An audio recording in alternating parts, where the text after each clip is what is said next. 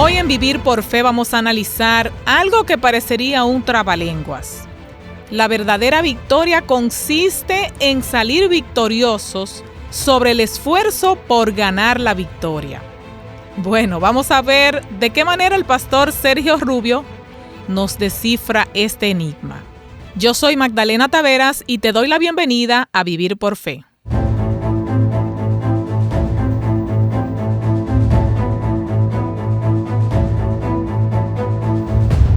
Pastor, aquí estamos nueva vez y estoy contenta de que vamos a dar una nueva entrega a nuestros amigos de Vivir por Fe. Así es, Magdalena, un saludo para usted y también para todos los que escuchan Vivir por Fe, y que en este mundo podamos caminar como viendo al invisible, que es Cristo Jesús, y que alcancemos esa victoria en Él.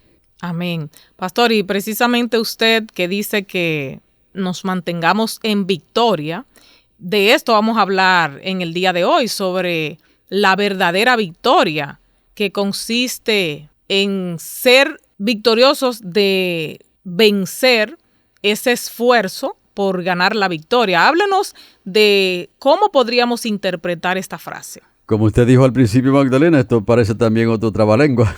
Exacto.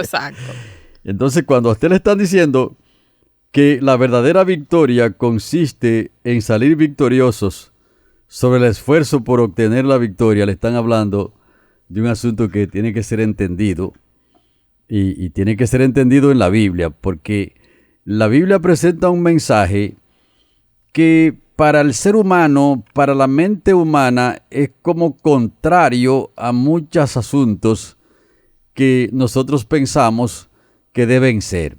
Por ejemplo, Magdalena, si a usted le dicen que va a derrumbar una muralla de cemento, de concreto armado, como es un concreto bien sólido, y le dicen que usted vaya a derrumbar esa muralla, inmediatamente usted piensa en buscar dinamitas, buscar unas herramientas durísimas. Sí. Y si alguien dice, no, vamos a ponernos a cantar aquí, a hacer un coro y a orar, Bueno. es como contradictorio para la mente humana. Exacto. Entonces sí. Aquí, la victoria en términos espirituales comienza cuando reconocemos que esa victoria no la podemos lograr, Magdalena, por un esfuerzo que nosotros hagamos.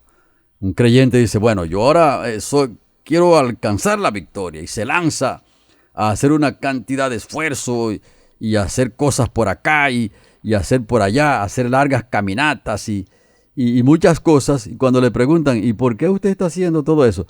Porque tengo que lograr la victoria en Cristo Jesús. Tengo que labrar mi salvación. Tengo que alcanzar esto. Ahí usted va a la derrota. Pero cuando usted comienza reconociendo que esta victoria es un don de Dios y que se logra no por un esfuerzo que usted haga, sino por en quien usted crea, ahora va caminando por el camino correcto, Magdalena. Pastor, hay un pasaje de la Biblia que habla sobre este tema de la victoria, y es Segunda de Crónicas 20. Ahí dice que Josafat convocó al pueblo para una reunión de oración, y bueno, usted más o menos estaba mencionando cuando decía que mandaron al pueblo a cantar. ¿Cuál sería la enseñanza que nos quiere dejar Dios con esta experiencia de Josafat? La primera enseñanza, Magdalena, es que debemos entender que estamos en un conflicto entre el bien y el mal, y que este es un conflicto espiritual, que no es una guerra convencional como la que nosotros conocemos ahora, cuando un país está enfrentado con otro país, o cuando una facción dentro de un país está enfrentada con otra facción, que usan los elementos convencionales que conocemos, como son los armamentos, las tácticas militares y todo ese tipo de cosas, para ver quién tiene la victoria. Y cuando estaba allí Josafat en el reinado, que estaba trabajando en el pueblo de Dios, ahora se unieron el rey de Moab y el rey de Amón para venir en contra del pueblo. Y se hicieron esa coalición. Y cuando le llegó la noticia a Josafat de que venía un enemigo muy poderoso en contra del pueblo y de él, entonces Josafat tuvo miedo y humilló su rostro para consultar a Jehová, e hizo pregonar ayuno en toda Judá. Note ahora. Ahora, ¿qué quiere decir esto? Bueno, Josafat lo que está diciendo es, yo no tengo el poder, no tengo la sabiduría, no tengo las herramientas en mí mismo ni en este reino para ganarle a esos enemigos. Ahora yo voy a depender del brazo del Todopoderoso. Ahora el pueblo váyase en ayuno y oración. El pueblo váyase a cantar. Los cantores pónganmelo delante, pónganme lo que están cantando, el Dios Todopoderoso. Y los cantos son interesantes en la guerra espiritual, Magdalena. Recuerde que cuando pasaron el Mar Rojo, del otro lado cantaron el canto del cordero de Moisés, y allí que el Señor ahogó al enemigo en el mar, y eso fue un canto poderosísimo. Y también el canto del Cordero, que cantarán los redimidos, el cántico del Cordero y también el de Moisés, que son dos cantos de victoria. Ahora, ¿quién trajo la victoria? Jehová trajo la victoria. Entonces, cuando ellos se fueron en ayuno y oración, y se fueron a orar y a cantar, buscando y confiando de que Dios sí podía intervenir, y ciertamente la congregación de ellos se pusieron a pedir el socorro de Jehová, y también todas las ciudades de Judá vinieron a pedir ayuda a Jehová. Entonces Josafat, puesto en pie en medio de la asamblea, o sea, de la congregación de Judá y de Jerusalén, en la casa de Jehová, delante del atrio nuevo, dijo: Jehová, Dios de nuestros padres, ¿no eres tú Dios de los cielos y dominas sobre todos los reinos y las naciones? ¿No estará tu mano tal fuerza y poder para que no haya quien te resista? Entonces, cuando ellos clamaron a Jehová, vino la respuesta de que el Señor estaba con ellos para obtener la victoria. Eso es en el campo de enfrentarse a un enemigo físico, pero también cuando estamos enfrentados a los enemigos espirituales, y esos enemigos espirituales no están lejos de nosotros, Magdalena. Están en nuestras propias mentes, en nuestros propios corazones. Entonces, ahí, en esa batalla diaria, necesitamos entender y aceptar en nuestros corazones que no tenemos los recursos en nosotros mismos, que no tenemos las herramientas en nosotros mismos para hacerle frente a esos males, sino que Jehová de los ejércitos ha hecho toda la provisión, ha hecho todos los planes, ha hecho todos los recursos para que obtengamos la victoria en él. Pastor, y si comparamos nuestra dependencia de Cristo con equilibrar una escoba, a mí me ocurría que cuando yo era niña ponía a equilibrar una escoba. En la mano, sí, en la palma de la mano también. Exacto, en la palma de la mano. Ese juego ya casi no lo hacen. Pero antes antes era muy común. Exacto. Entonces, mientras nosotros nos manteníamos mirando la escoba, pues no perdíamos el equilibrio, pero inmediatamente mirábamos a otro lugar, ahí sí se nos caía. ¿Cómo podríamos nosotros mantener nuestra vista en Cristo cuando el mundo constantemente nos distrae? Mire, Magdalena, en el campo del juego que se hacía antes, que a veces lo tomaba también como en la punta de un dedo para mantener ese palo de escoba y entonces tenerlo por mucho tiempo y a veces en la palma de la mano. En el dedo es más difícil. Cuando usted se miraba el dedo, comenzaba a tener problemas. Llevado esto al campo espiritual, cuando nos miramos a nosotros mismos, comenzamos a tener problemas.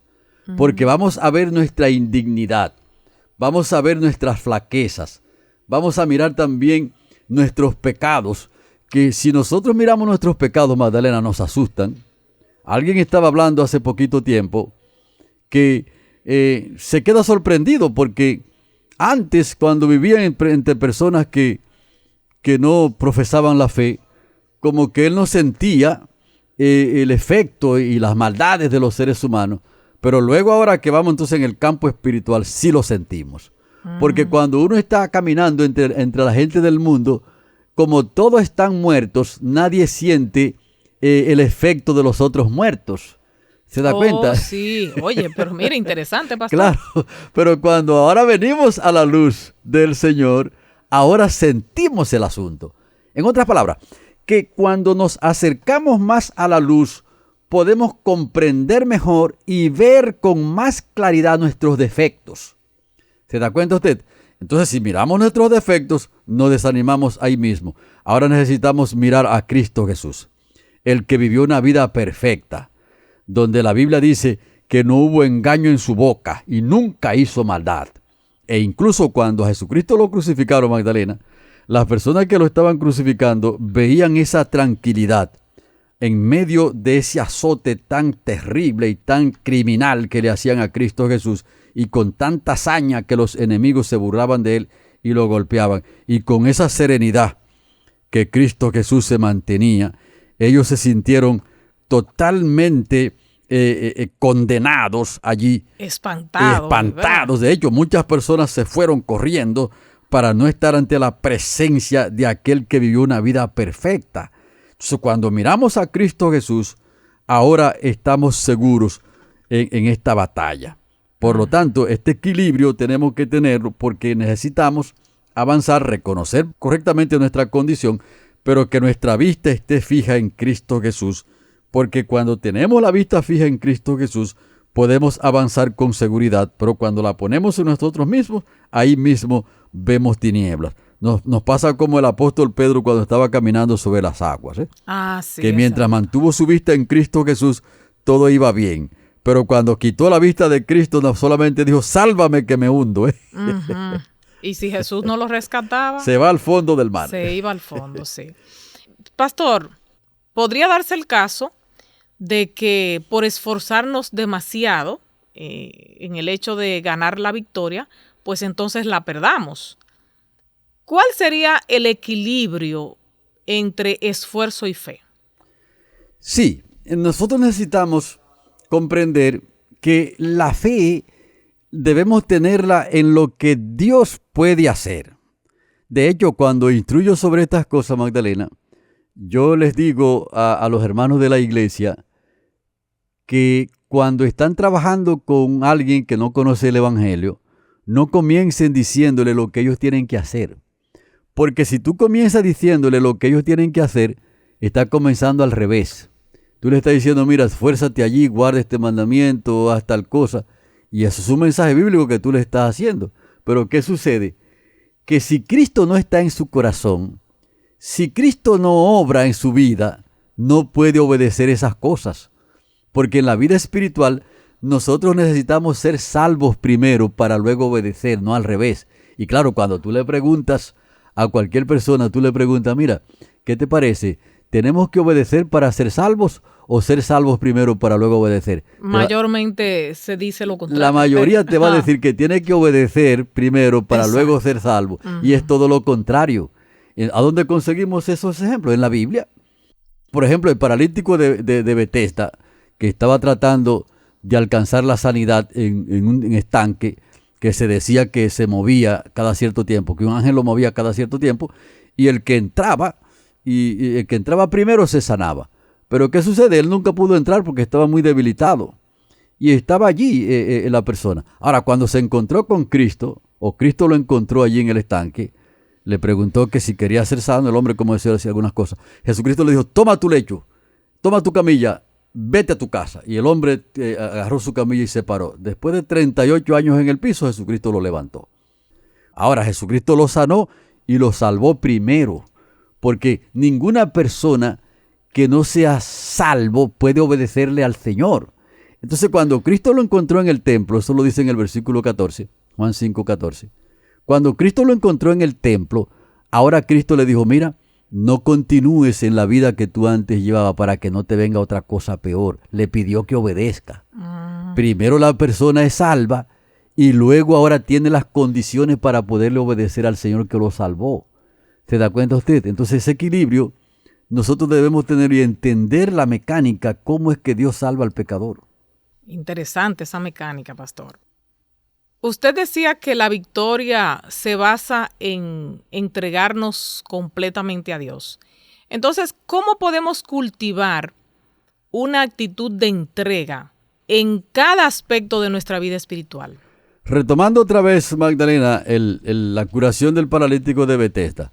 Imagínese usted que Jesucristo le hubiese dicho, bueno, paralítico, ahora para tú alcanzar la salvación, ahora necesitas caminar 50 kilómetros a pie y vete descalzo. tienes que meterte allí en el agua fría y hacer esto y hacer aquello. Y luego que tú hagas todos esos esfuerzos, entonces tu problema va a ser resuelto. Hubiese comenzado por un camino totalmente errado. Ahora no bien, lo iba a lograr. no lo iba a lograr, porque incluso la condición de salud que le tenían era una condición terrible. Ahora bien, ¿qué pasa con nosotros ahora? Ahora necesitamos entender que cuando vemos la luz de Dios, y por eso es que el Evangelio le llega a todas las personas, necesitamos por la fe agarrarnos de la luz que el Señor nos está presentando. Y cuando nos aferramos de esa luz, cuando nos agarramos del brazo del Todopoderoso, entonces sí podemos comenzar a alzar el vuelo. Es como alguien que se siente culpable. De hecho, hay muchas personas que le pasa eso, Magdalena. Bueno. Que en una situación dada, ellos comienzan a tener sentimientos de culpa. Y si hay una cosa terrible que destruye a cualquier persona, se llama tener constantemente el sentimiento de culpa. Porque entonces tú dices, por mí ocurrió tal cosa, y eso le quita la paz a la gente, no puede dormir. Pero ahora, cuando tú estás en ese sentimiento de culpa y queriendo resolver tus propios problemas y resolver eso por tu propia cuenta, no encuentras el camino. Pero ahora cuando tú comienzas a pensar y dices, bueno, tal vez yo estuve en una participación en eso, pero también yo hice un esfuerzo y no pude lograrlo.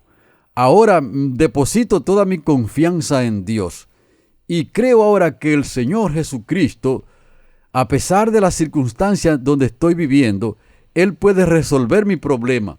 Y como dice las Escrituras, que venga Él y que Él ha resuelto las cosas y que Él tiene el poder para cambiar las circunstancias de mi vida, las cosas comienzan a cambiar, Magdalena. Porque ¿qué pasa? Ahora la persona comienza a respirar distinto y comienza a cambiar su actitud.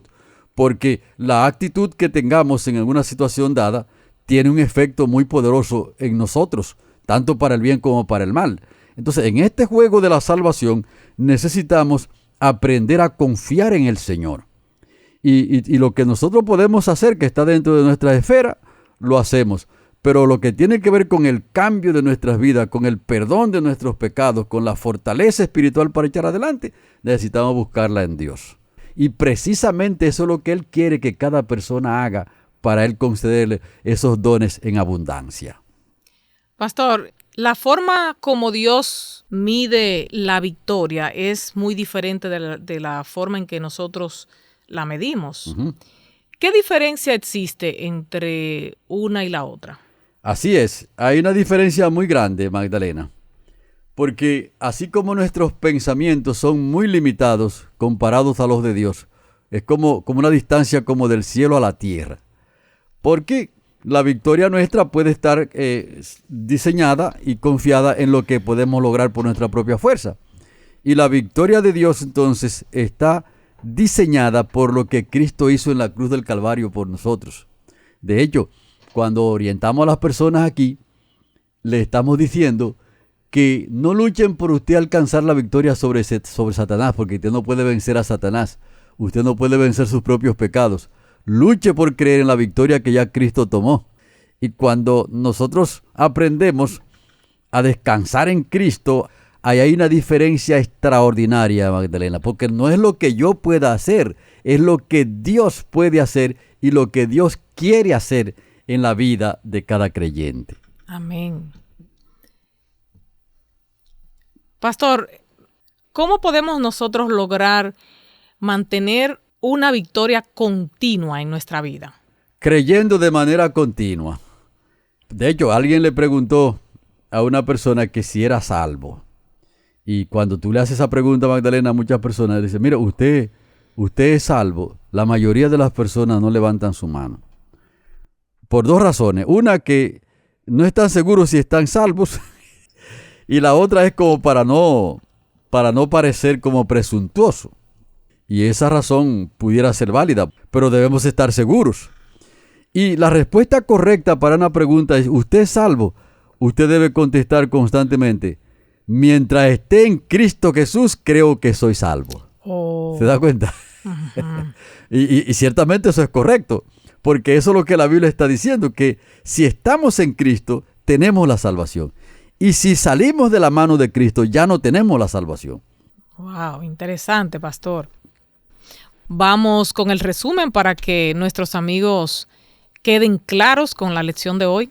Si realizamos resumen, Magdalena, podemos decir que ahora debemos entender que la verdadera victoria comienza derrotando a la idea de que nosotros podemos lograr la victoria por nuestra propia fuerza. O sea, la primera victoria es sobre nuestros esfuerzos por alcanzar la victoria, ¿ves?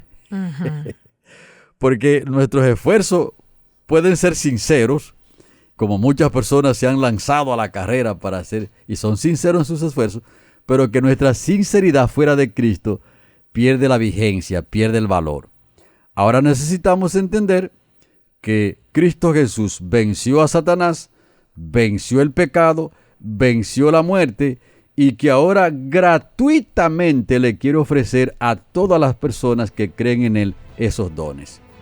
Bien, amigos, pues así concluimos hoy Vivir por Fe y esperamos que este tema nos ayude a mantenernos victoriosos en Cristo Jesús. Si Dios lo permite, nos encontraremos en la siguiente entrega. El pastor Sergio Rubio y quien les habla, Magdalena Taveras, se despiden por el momento. Que Dios les bendiga.